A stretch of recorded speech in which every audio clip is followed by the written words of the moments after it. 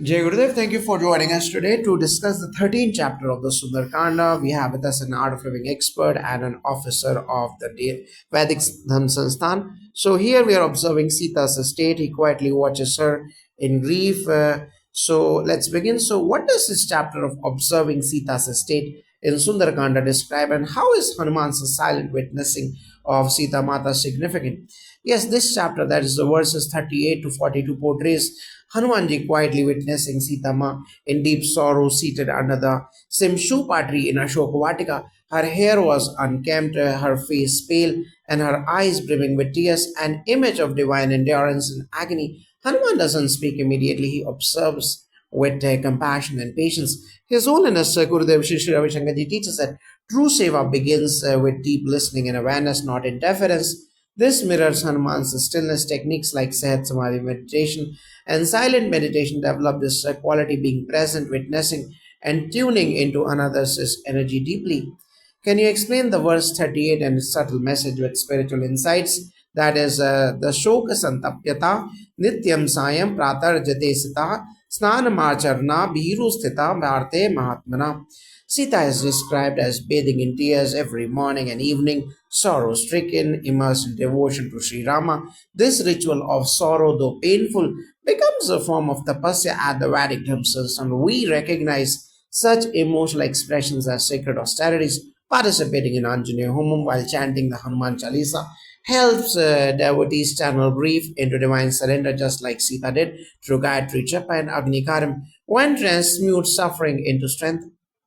How does Hanuman's quietude reflect yogic wisdom and the art of living's philosophy of seva and awareness? Hanumanji doesn't rush to console Sita, he observes quietly. This restraint is profound wisdom. His Holiness Gurudev Shri Shri Ravi Shankarji says, Seva is not just action, it's the ability to sense the need.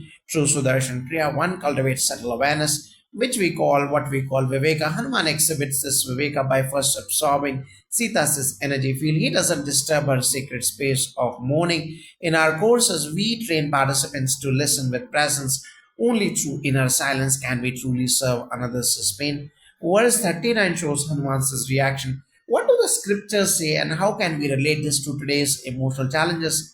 Tam Samiksha Vishalakshim Alankar Bhushitam Nitye Ashokavam Siddho Ravadim Bigpairakshitam. Seeing her in her noble form, adorned with the memory of her beloved, Hanuman recognizes her steadfastness. She is protected by her inner connection with Rama. In today's times, emotional resilience is eroded. Our rituals like Sandhya Vandanam and Upanayam reconnect individuals with their inner divine, creating a subtle shade of strength. By performing these Vedic rituals along with devotion to Hanuman, we reinforce a Sita like grace in times of turmoil. How can chanting the Hanuman Chalisa help us when we feel helpless like Hanumana must have, seeing Sita in that condition? The Hanuman Chalisa is a protective mantra. It activates courage and clarity. Hanuman, though mighty, is humbled in front of Sita's suffering, but he doesn't react impulsively. Chanting the Chalisa awakens our inner Hanuman, patient, powerful, and wise. His Holiness Gurudev Shri Ravi Shankarji explains that each line of the Chalisa opens a different energy center. When we feel helpless, seeing suffering rather than reacting with frustration, we channel strength and serenity through such chants. It allows a seva to flow from the heart, not ego. What transformation does Hanuman go through in this moment of silent witnessing, and how does it reflect the outcome of our art of living practices? In these verses, Hanuman moves from an eager messenger to a realized servant of Dharma. Silent witnessing is a rite of passage, like the Sanyam program of level 1 and level 2 in art of living, or Brahmacharya Diksha in Ayurvedic tradition. It trains the seeker to absorb the world without reacting. Hanuman undergoes inner alchemy here. From excitement, he moves to compassion.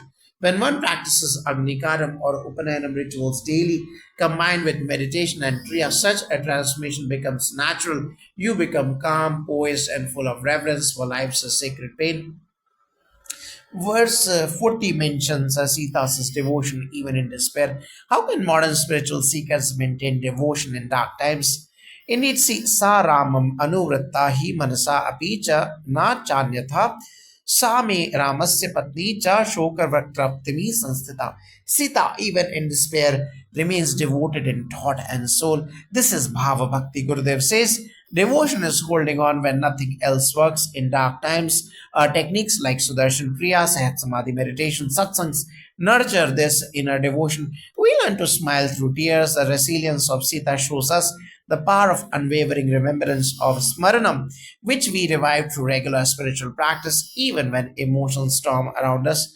How does this moment in Sundarkanda symbolically relate to every seeker's journey?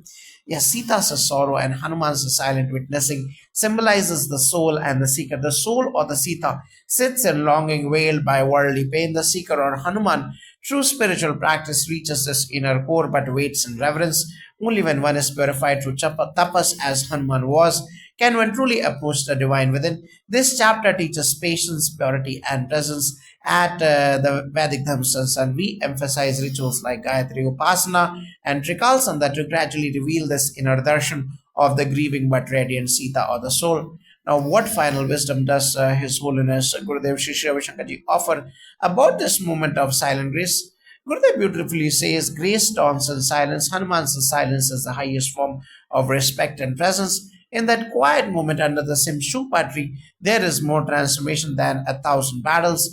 We reach the subtle strength in the art of flowing through deep rest, kriya, sadhana, and seva. When we become silent witness to others' pain with a heart full and no agenda, true transformation happens. Just like Hanumana, each of us is called to that silent, compassionate warrior. Jai Gurudev.